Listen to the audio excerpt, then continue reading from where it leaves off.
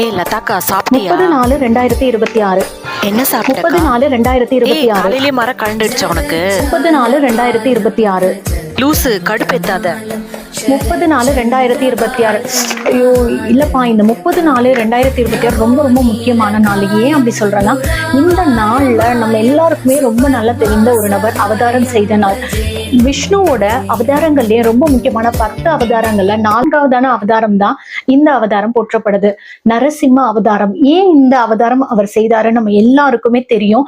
இருந்தாலும் இன்னைக்கு நரசிம்ம ஜெயந்தி அப்படின்றதுனால இந்த நல்ல நாள்ல இந்த கதையை நம்ம திரும்பவும் நினைவு கூறுறது மூலமா அவரை அந்த இறைவனை நம்ம நினைவு செய்யறதுக்கு ஒரு பாக்கியம் கிடைக்கும். அதாவது இரண்யகசிபு அப்படின்னு ஒரு அரசன் இருந்தான். அந்த அரசன் ஒரு வரம் வாங்குறான் பிரம்மா கிட்ட இருந்து. என்ன அப்படின்னா, தனக்கு மரணம் நிகழக்கூடாது, மனிதர்களாலோ தேவர்களாலோ விலங்குகளாலோ கடவுளாலோ எனக்கு மரணம் நிகழக்கூடாது, இரவிலோ பகலிலோ வீட்டுக்குள்ளேயோ வீட்டுக்கு வெளியேயோ ஆயுதங்களாலேயோ மரணம் நிகழக்கூடாதுன்னு இப்படி எல்லாத்தையும் தெளிவா கேட்டு வாங்கிடுறான்.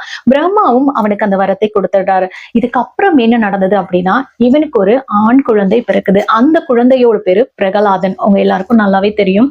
எப்பொழுதும் ஓம் நமோ நாராயணா அப்படின்னு நாராயணனுடைய நாமத்தையே உச்சரித்து கொண்டிருக்கக்கூடிய இந்த குழந்தையை கூட கொல்றதுக்காக இரண்யகசிபு ரொம்பவே ஆவேசம் கொள்றான். ஏன்னா நீ என்னை தான் வணங்கணும், மத்த யாரையும் வணங்கக்கூடாதுன்னு சொல்றான். ஆனா அந்த பக்த பிரகலாதன் என்ன சொல்றான்னா, என்னுடைய இறைவன் நாராயணன் தான், அவரைத்தான் நான் வழிபடுவேன்னு சொல்லி விடாமுயற்சியா அதையே திரும்ப திரும்ப சொல்றான். இதனால ரொம்பவே கோபம் கொண்ட இரண்யகசிபு தன்னுடைய குழந்தையை கொல்றதுக்கு கூட முயற்சி பண்ணியிருக்கான்.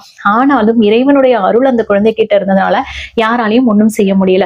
ஒரு நாள் இதே மாதிரி ஓம் நமோ நாராயணான்னு சொல்லிக்கொண்டே இருந்ததை கேட்டு அதிகமா கோபம் கொண்ட இந்த இரண்யகசிபு என்ன தெரியுமா பண்ணா, உன்னோட கடவுள் இந்த தூண்ல இருக்காரா, இந்த துரும்புல இருப்பாரா அப்படின்னு சொல்லி கேட்டு ரொம்ப கோவப்பட்டு ஒரு தூணை தன்னுடைய கையில இருந்த கதாயுதத்தால உடைச்சு பார்த்தான். அப்ப அதுக்குள்ள இருந்து சிங்க முகத்தோடையும் மனித உடலோடையும் கூடிய ஒரு நரசிம்ம அவதாரத்தோடு விஷ்ணு வெளியே வந்து அவனை வதம் செய்றாரு. எப்படின்னா, வீட்டுக்கு உள்ளேயும் இல்லாமல் வெளியேயும் இல்லாமல் வாசற்படியில் வைத்து இரவும் இல்லாமல் பகலும் இல்லாமல் அந்த நேரத்தில் எந்த ஆயுதமும் இன்றி தன்னுடைய நகங்களாலேயே அவனை கொன்று வதைக்கிறார். அவனுடைய குடலை எடுத்து மாலையாக அணிந்து கொள்கின்றார். இத்தகைய மரணம் அவனுக்கு ஏன் நிகழ்ந்தது? இறைவனை நினைப்பதை அவன் மறந்ததுதான். தன்னையே இறைவனாக அவன் நினைத்துக் கொண்டு என்னையே நீ வணங்க வேண்டும் என்று இரண்யகசிபு அனைவருக்கும் ஆணையிட்டான். ஆனால் அந்த சின்ன குழந்தை பிரகலாதன் மூலமாக அவனுடைய சாபங்கள் அனைத்தும் தீர்ந்து அந்த குழந்தையின் மூலமாக நமக்கு இறைவனுடைய அவதாரம் கிடைத்தது. அதுதான் நரசிம்ம அவதாரம்.